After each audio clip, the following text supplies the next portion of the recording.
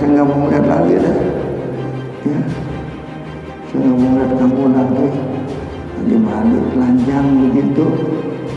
Ya, tastahi, hendaklah kamu malu berrobbika dari Tuhanmu. Ya, ya, tastahi, hendaklah kamu malu min robbika dari Tuhanmu. Kamu gak punya malu mandi telanjang bulat ya di tempat terbuka. Masya Allah, mentang-mentang sama-sama laki-laki, ya nggak ada perempuan, kamu seenaknya telanjang aja. Nah, tiga katakan, ambillah gajimu, upahmu gajimu, diambil, diserahin oleh Rasul, upah di berapa hari kerja atau Nabi, dikasih dibayar oleh Nabi. Kamu kerja berapa hari sama saya? Seminggu, nih kasih bayar. La hajata lana, tidak ada hajat bagi kami bika kepadamu. Coba, gua udah gak butuh lagi lah. Gua gak demen sama lo. Nah, ini telanjang bulan begitu. Lo kerja sama gua berapa hari? Seminggu, nih gua bayar. Udah, yang kerja sama gua lagi. Tuh, diusir, kerja jadi berhentiin.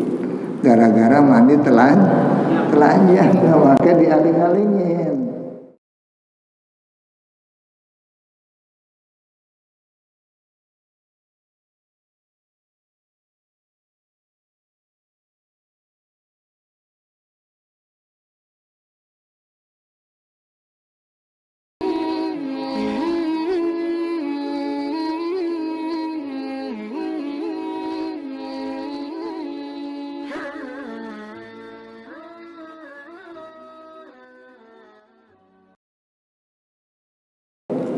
Kecuali telanjang memang tempat tertutup, ya, tertutup. Jadi walaupun aling-alingnya itu nggak nempel, ya, aling-alingannya nggak nempel, emang kita harus pakai tutup-tutup. Jadi nggak apa-apa. Kalau kita kan kamar mandi tuh kan tutup semuanya, ada kunci ya. Kita telanjang bulat, nggak apa-apa. Nggak apa-apa itu, ya. Sebab apa? Tutupnya dekat, nggak mungkin ada orang masuk, nggak mungkin ada orang ngintip kalau gitu. Sama dengan tutup nempel, sama dengan itu. Ya, jadi kalau yang dianjurkan mandi harus pakai babasahan, kan pakai babasahan istilahnya ya, itu mandi yang di luar, di luar. Kalau mandi dalam nggak pakai babasahan nggak apa-apa. Tapi kalau memang mau pakai babasahan juga ya nggak apa-apa juga, itu lebih bagus juga. Apalagi perempuan ya, perempuan takut ada yang ngintip bukan apa-apa. Apalagi sekarang banyak HP yang pada nakal tuh. Hati. Iya, video ini awas lo ya. Gue kasih tahu nih siapa kalau lu nggak ini nih. Waduh, kadang-kadang gue jebak tuh yang gitu-gitu. Jadi mandi semacam itu. Udah gue udah gak butuh lagi sama lu deh.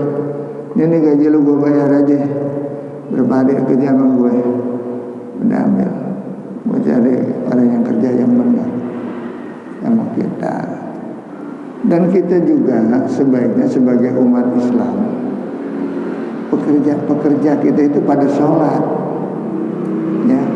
Sebaiknya pada sholat sebaiknya. Jadi kalau kita nyuruh kerja di rumah kita nih, sebaiknya itu yang pada kerja, kuli-kuli kita itu pada sholat biasanya. Sholat istirahat. Kan banyak tukang dari mana-mana kan, yang kerja aja begitu. Nggak sholat apa dia, apalagi puasa, boro-boro. Ya. Sebaiknya ibadah. Sebab dia juga termasuk di bawah bimbingan kita juga. Yang pada kerja itu sebaiknya begitu, yang pada ibadah itu lebih bagus. Cuman kadang-kadang kita nyarinya agak susah ya. Agak susah kalau kita milih-milih begitu. Itu ya kita berusaha aja.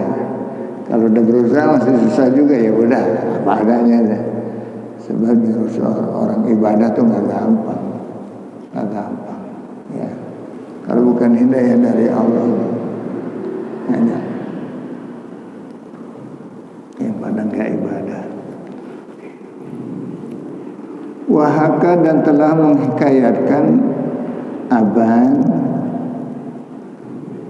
bin Abdullah Al-Bajali, halaka jarun lana, wah binasa nih, celaka nih tetangga saya, tetangga kami tuh celaka. Kenapa celaka? Fasahidna goslahu, dan saya menyaksikan waktu memandikan dia ya, jadi tetangganya meninggal dunia ya. Dia bilang ini tetangganya meninggal dunia, celaka nih orang nih. Kenapa? Saya menyaksikan memandikan dia, goslahu akan memandikannya, wahamlahu, dan bahkan saya gotong dia, ikut gotong saya, nganter ila kubrihi, ke kuburnya tuh tetangga saya anterin ke kubur.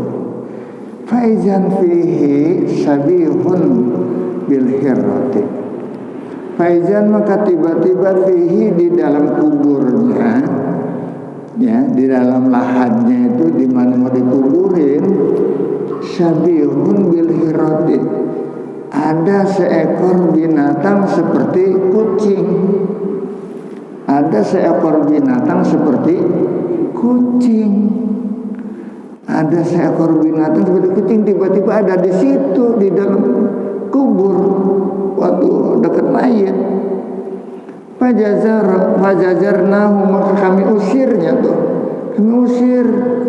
Ya kami bentak ya, jangan sampai ada di situ. Palam yang jajir, nggak mau pergi, nggak mau pergi. Nah, pada robal hopar, maka dipukullah itu hewan seperti kucing tadi ya oleh orang penggali kubur. Dipukul jabhatahu ya, dia punya jidatnya, dipukul kepalanya oleh kulit-kulit tadi yang pada gali kubur ya. Bibayaramihi, dengan pacul, dengan cakul, dengan itu buat gali kubur ya. Falamnya berat, maka tidak juga dia itu mau pergi ya.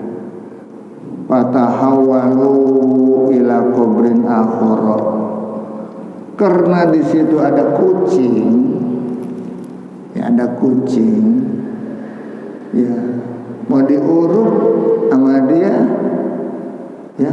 Nah kucing jadi ngikut ke urut, susah diusir tuh kucing, nggak mau pergi, di situ aja. Akhirnya fatahawalu ila kubrin akhara, pindah ke kuburan yang lain, gali kubur lagi aja dah ya, digalin kubur lagi aja. Kemudian begitu selesai digalikan kubur lagi tuh ya, falama ulhida, maka ketika dimasukkan lagi tuh ke dalam liang lahat, ketika mayit itu dimasukkan ke dalam liang lahat, faizan kuwapihi, maka tiba-tiba seekor kucing ada lagi di situ. Ada lagi di situ. Yang tadi udah diurut, diganti, gali lagi, ada lagi di situ. Faizan kuwapihi, tiba-tiba itu seekor kucing ada lagi di situ. Fasona'u bihi ma sona'u, maka dilakukanlah oleh orang-orang ya terhadap satu hewan itu sebagaimana dia lakukan tadi. Dia usir udah, dia kemplang palanya juga udah, tapi nggak mau kemana-mana ya. Falam yang tafid, maka enggak menoleh ke sana sini, pokoknya dianteng aja, diem aja. Faqalal qaum, maka berkatalah kaum, inna hadal amra ma ra'ayna mislahu, bahwasanya semacam urusan ini nih nggak pernah saya melihat sebelumnya dulu, nggak pernah. Kita menguburin orang, tiba-tiba di dalam kuburan itu sama mayit ada kucing. Belum pernah saya begini. Jadi gimana? Padfanu sohibakum, udah kubur aja saudaramu itu, kuburin aja. Pada panu, maka dikuburlah, ya, dikuburlah oleh mereka itu mayat itu. Falama sawa alaihil lubnu, maka ketika udah rata dikuburin kan diuruk tuh tanahnya diuruk sampai rata, alaihil lubnu, di atas kuburnya itu batu bata, biasanya ditutupin batu bata di atasnya. Kalau habis kuburin bata, garis bata buat tindian di atas. Itu model di sana begitu rupanya. Kalau kita di sini undukannya gitu, ada diratain gitu ya, diratain begitu rata, ya. Sami'na kebdokan, sami'na maka kami mendengar godota izomi, yaitu berantakan. Apa itu berantakan? Ya, tulang belulangnya itu menjadi orang ini, mayit ini, tulang belulangnya menjadi berantakan, berserakan di dalam pada patah, ya. Tulang belulangnya itu mayat digencet gitu ya, digencet sampai begitu, kedengeran pertek begitulah. Wazahaba ami, maka pergilah saya punya paman yang menyaksikan itu, wa ghairuhu, juga temannya yang lain. Kemana? Ila imro'atihi, kepada istrinya. Jadi istrinya nggak ngikut kali nguburin ya, di rumah ini istrinya dibilangin. Sebetulnya Pakolu, maka mereka bertanya, mahalu zawjaki, apa sih sebetulnya keadaan suamimu? Wahadasuha, dan diceritakan loh. Nah, ceritakan oleh mereka keadaannya di dalam kuburnya kayak gitu. Awalnya ada kucing nggak mau pindah-pindah, ada itu juga terjadi juga, diuruk juga, ada kucing ya kucing, uruk juga. Bima ra'au, dengan apa yang mereka lihat. Faqalat, maka istrinya menjawab, karena adalah suamiku itu layak tasilu minal janabati, tidak mau mandi daripada janabah. Jadi kalau habis hubungan nggak mandi, padahal orang Islam nggak mau mandi, ya. Nauzubillah min kebangetan ya, mandi juga enggak, ya. Wahaka, dan telah menghikayatkan Al-Ghazali anahu, bahwasanya ru'ya rajulun fil manami, mendapatkan mimpi oleh orang laki-laki di waktu tidur. Baqila lahu, maka ditanya baginya, ma fa'alallahu bika, apa yang Allah lakukan terhadap dirimu waktu kamu di dalam kubur?